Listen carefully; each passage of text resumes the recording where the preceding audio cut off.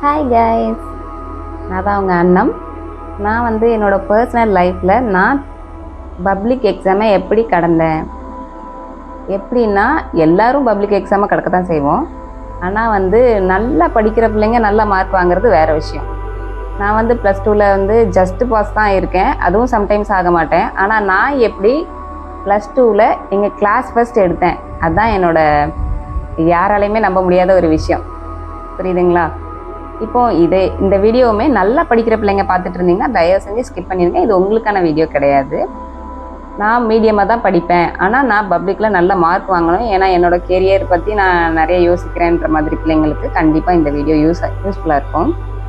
நான் என்ன பண்ணேன் அப்படின்னா, பேசிக்காகவே நான் ஃபஸ்ட்டு கிளாஸை நல்லா அட்டன் பண்ணுவேன். அதனால் எனக்கு வந்து நான் ஒரு நல்ல லேர்னர்னு சொல்லிக்கலாம். எனக்கு வந்து மக்கப் வந்து வராது, நல்லா லேர்ன் பண்ணிப்பேன். அப்புறம் நான் தமிழில் நல்லா மார்க் எடுப்பேன், தமிழில் மட்டும்தான்.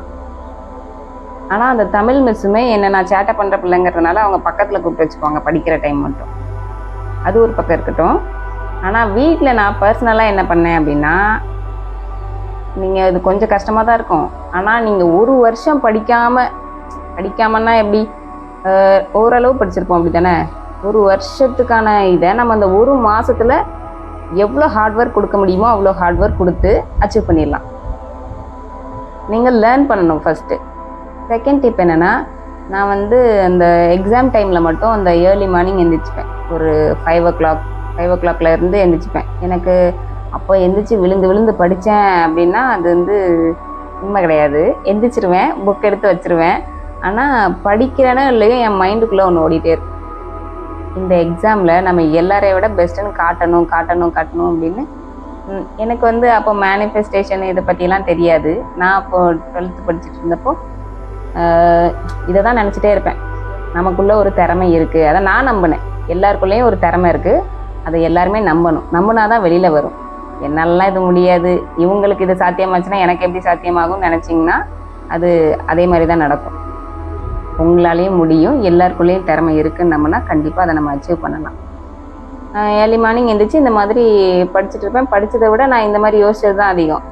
படிப்பேன், ஓரளவு படிப்பேன். ஆனால் படிக்கிறது வந்து ஏர்லி மார்னிங் படித்தா நல்லா மைண்டில் நிற்கும்னு சொல்லுவாங்க, அதுவும் ஒரு விதமாக உண்மை தான்.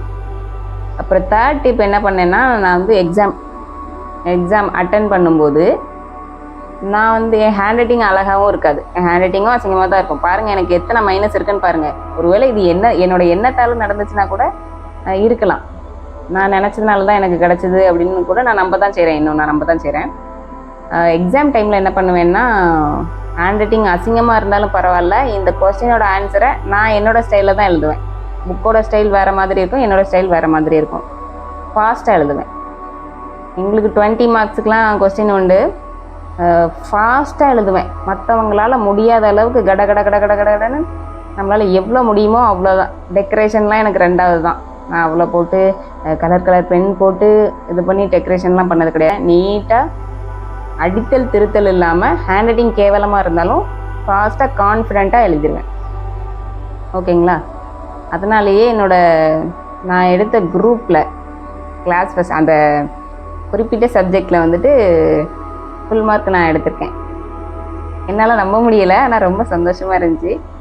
என் ஃப்ரெண்ட்ஸா, என் டீச்சர்ஸா, யாருமே நம்பலை. யாருப்பா 12th நாங்கள் டி கிளாஸ் தான், யாருப்பா 12th டியில் யார் கிளாஸ் ஃபஸ்ட்டு அப்படின்னு கேட்டப்போ, நாங்கள்லாம் என்னோடய ஃப்ரெண்டு நல்லா படிப்பா, அவள் தான் நார்மலாகவே கிளாஸ் ஃபஸ்ட்டு வருவாள், அவளை தான் எதிர்பார்த்துட்டு இருந்தோம். பார்த்திங்கன்னா எனக்கு ஒரே ஷாக்காக போச்சு.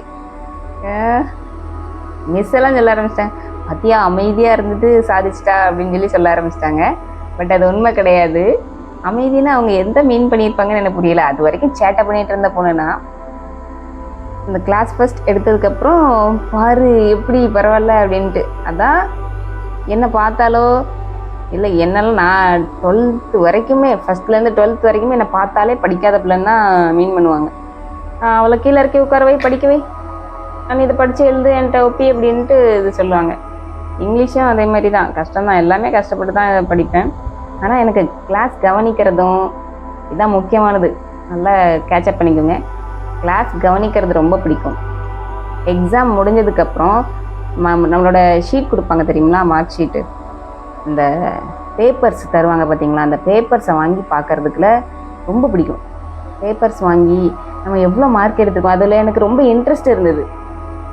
எவ்வளோ மார்க் எடுத்திருக்கோம், இதுக்கு என்ன மார்க்கு, இதில் என்ன தப்பு பண்ணியிருக்கோம் அப்படின்னு சொல்லிட்டு ரொம்ப கவனமாக பார்த்துட்டு வந்துகிட்டே இருப்பேன். அதுவா என்னோட ப்ளஸ்ஸு அப்படிங்கிறது எனக்கு தெரியலை. என்னோட ஒரிஜினல் லைஃப்பில் என்ன நடந்துச்சோ அதை நான் உங்ககிட்ட ஷேர் பண்ணுறேன். நீங்கள் என்னெல்லாம் பண்ணிட்டு இருந்தீங்களோ அதை நீங்கள் மைண்டில் ஏற்றிக்கங்க. ப்ளஸ் இந்த மாதிரி கொஞ்சம் டிப்ஸையும் ஆட் பண்ணிவிட்டு அச்சீவ் பண்ணதுக்கு முயற்சி பண்ணுங்க. ஓகேங்களா? உங்களாலேயும் ஜெயிக்க முடியும். கண்டிப்பாக நீங்கள் நம்பினா மட்டும்தான் இது நடக்கும்.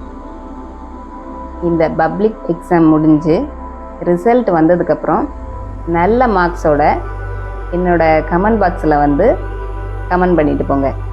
மிடில், அதாவது சுமாராக தான் படிப்பேனா அப்படின்னு இருக்கிறவங்க, அது வரைக்கும் அப்படி இருக்கிறவங்க உங்கள் பார்டரை தாண்டிட்டீங்களான்னு நீங்கள் எனக்கு கமெண்டில் சொல்லுங்கள். ஓகேங்களா? இதுக்கப்புறம் என்னோடய லைஃப்பில் ஏகப்பட்ட ட்விஸ்ட் எல்லாம் இருக்குது இதே படிப்பு விஷயத்தில்.